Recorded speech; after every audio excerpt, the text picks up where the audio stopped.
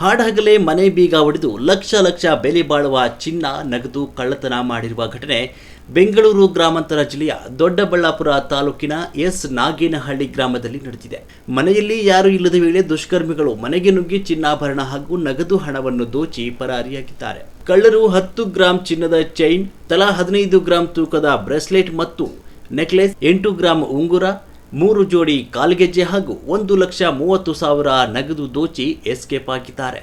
ಘಟನೆಯ ಮಾಹಿತಿ ತಿಳಿದ ತಕ್ಷಣ ದೊಡ್ಡಬಳ್ಳಾಪುರ ಗ್ರಾಮಾಂತರ ಪೊಲೀಸ್ ಠಾಣೆಯ ಪೊಲೀಸರು ಸ್ಥಳಕ್ಕೆ ಭೇಟಿ ನೀಡಿ ಪರಿಶೀಲನೆ ನಡೆಸಿದ್ದಾರೆ. ಈ ಸಂಬಂಧ ಪ್ರಕರಣ ದಾಖಲಿಸಿಕೊಂಡು ಆರೋಪಿಗಳ ಪತ್ತೆಗೆ ಬಲೆ ಬೀಸಿದ್ದಾರೆ.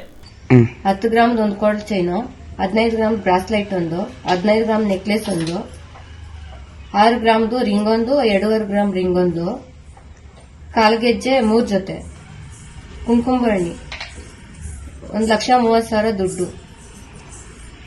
ಅಷ್ಟೇನಾ?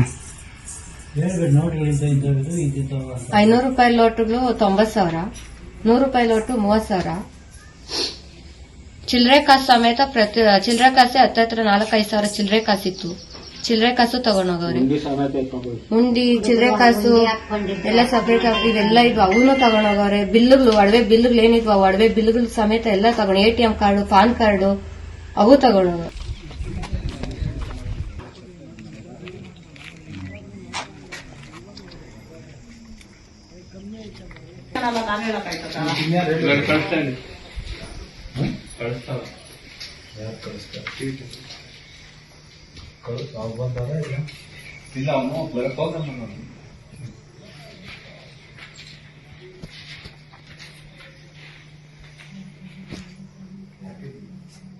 ಅಕ್ಕ, ಇದು ಯಾರು ಕೊಟ್ಟಿದ್ದ ಬೇರೆ ಇದೆಯಾ?